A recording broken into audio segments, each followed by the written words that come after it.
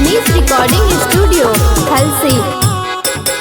दही फूल हम कर ले कबूल गे, प्यार में पागल तू रहियो भरपूर गे।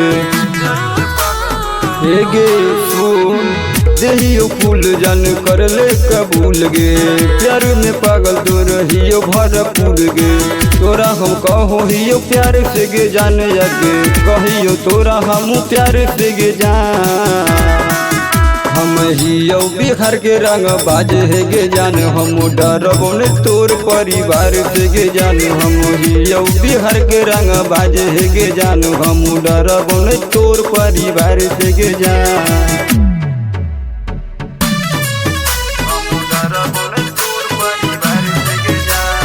म्यूजिक पर नीरज क्लासिक।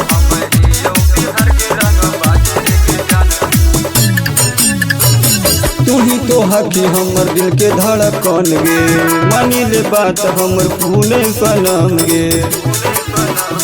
हे गे सुन तू ही तो हकी हमर दिल के धड़कन गे, मानी ले बात हमर खूने सनम गे।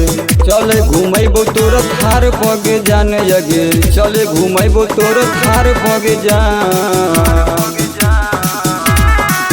हम हियो बिहार के रंग बाज है गे जान, हम डरबो ने तोर परिवार से गे जान। हम हियो बिहार के रंग बाज है गे जान, हम डरबो ने तोर परिवार से गे जान।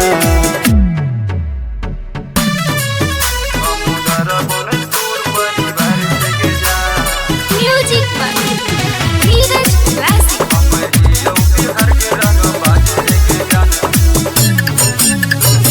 चलो है जिलावा में हमर खली नाम गे, थाना पुलिस से मोर हकै पहचान गे।